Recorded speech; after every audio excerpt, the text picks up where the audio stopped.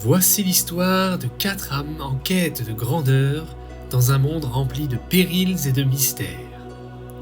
Nos héros sont Ernest, magicien avide de savoir, Anédore, barde charismatique, Gilzug, nécromancien tourmenté, et Erkan, guerrier au sang de dragon. Ensemble et à travers leurs aventures épiques, ils écrivent leur légende. Et ce soir, leur aventure continue. Au sommet d'un promontoire rocheux, nos héros découvrent un spectacle accablant. En contrebas, la forteresse du seigneur Oros est assiégée. L'armée impériale, innombrable, érige tentes, catapultes et machines de guerre sous la lumière déclinante du jour. De multiples feux s'allument dans le camp ennemi, illuminant la plaine d'une lueur inquiétante. Face à cette marée humaine, les aventuriers hésitent. Franchir les lignes ennemies ne sera pas une mince affaire. Erkan, toujours audacieux, propose un subterfuge. Se déguiser en soldat impérial et faire passer ses compagnons pour des prisonniers. Anédore et Gilzug, plus prudents, privilégient une approche furtive sous le couvert de la nuit. Ernest, lui, songe à une diversion flamboyante, usant de sa pour détourner l'attention. Alors que le débat fait rage, une voix spectrale siffle à l'oreille de Gilzug.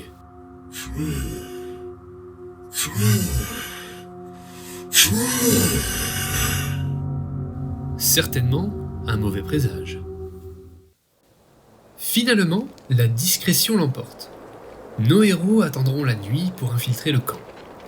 Mais soudain, un cavalier surgit des ténèbres. Armure impériale scintillante sous la lueur des torches, il s'engouffre dans la tente du commandement. Erkan se fige. Il reconnaît cet homme, le chevalier écarlate, adversaire redoutable rencontré dans la clairière sanglante.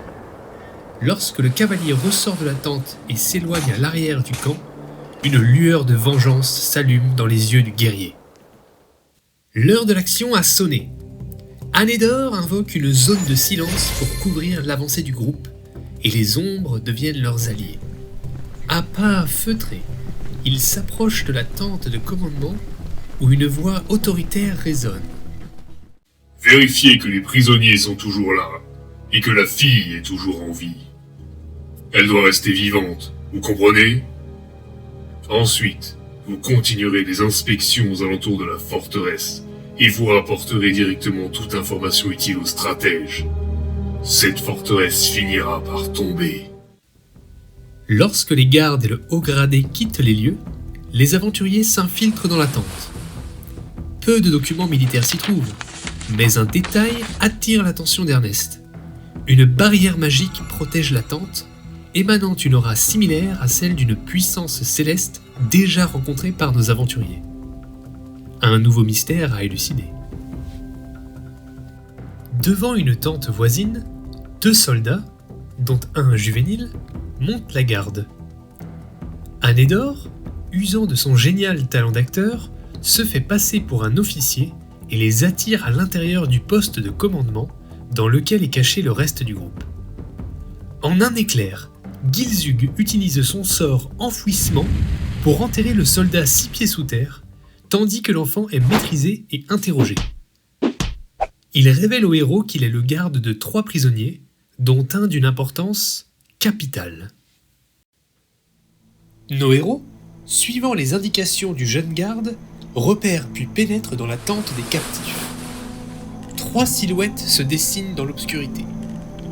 Un homme s'éveille en sursaut et hurle « Je suis le grand Tang !» avant d'être promptement assommé par Erkan.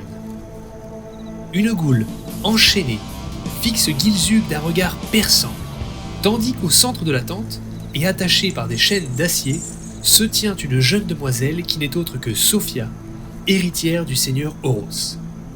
Libérée, Sophia dévoile aux aventuriers 3 chemins menant à la forteresse. Une grande porte, lourdement surveillée par l'armée impériale. Une tour en ruine, qu'il faudrait escalader pour accéder à l'enceinte de la forteresse. Et un passage souterrain. Le choix est fait rapidement, et le tunnel sera le salut de la troupe. Sophia en tête de groupe, nos aventuriers se glissent dans l'ombre et reprennent leur progression. Erkan, par compassion, emporte le grand Tang sur son dos. Mais alors qu'il progresse, la malédiction de Gilzug le frappe.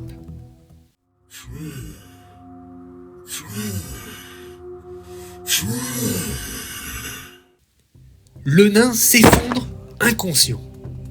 Forcé d'abandonner Tang, Erkan soulève son compagnon défaillant et continue la marche. Alors que le groupe continue de traverser le camp ennemi, un détail insolite trouble Ernest. Une tente délabrée, anachronique, trône au milieu du camp. Curieux, Erkan et Sophia y pénètrent. À l'intérieur, ils y découvrent une fresque ancienne, ornée d'inscriptions draconiques, la langue des ancêtres du guerrier. De plus, une flûte d'étrange facture repose au sol. Intriguée par un bruit étrange à l'extérieur de la tente, Sophia décide de la quitter momentanément. Au même instant, une ombre ailée déchire le ciel dans une vitesse ahurissante. Une créature gigantesque plane au-dessus du camp. Distraite l'espace d'un instant et alertée par le mouvement de la jeune demoiselle, des gardes surgissent et Sophia, paniquée, tente de fuir, mais tombe entre les mains de l'ennemi. Nos héros doivent réagir rapidement. Anédor, maître du subterfuge, se présente en terrain ennemi et improvise une prestation musicale exceptionnelle pour distraire les soldats. Pendant ce temps, Gilzug et Erkan ouvrent un passage discret à l'arrière de la tente dans laquelle Sophia est retenue captive. L'opération semble parfaite, jusqu'à ce qu'Erkan trébuche, alertant toute la garnison. L'urgence commande l'ingéniosité. Anédor et Gilzug combinent leurs sorts de zone de silence et zone des ténèbres, semant la confusion chez l'ennemi. Profitant du chaos, nos aventuriers s'élancent à toute vitesse vers l'entrée du tunnel souterrain. De grands escaliers s'enfoncent vers les entrailles de la terre. Les aventuriers, voulant semer leurs poursuivants au plus vite, descendent d'un pas rapide. Les ténèbres les engloutissent petit à petit. En bas des escaliers, dans les profondeurs de la terre, l'air devient suffocant. Il y plane une odeur pestilentielle et le sol est jonché de cadavres impériaux, mutilés et dévorés. Avant même que le groupe puisse se réunir pour discuter de la suite des événements, un rugissement bestial résonne des profondeurs. Des pas lourds et véloces font trembler la terre sous les pieds de nos héros. Quelques secondes plus tard, un ours colossal émerge de l'obscurité. Une créature d'un autre monde, gardienne impitoyable du souterrain. Le combat est inévitable. Armé de son épée et de son bouclier, Erkan se jette sur la bête pour attirer son attention. Pendant ce temps, Sophia, Anédor, Gilzug et Ernest conjuguent toutes leurs forces, usant de magie, de sorcellerie et d'acier pour vaincre la bête.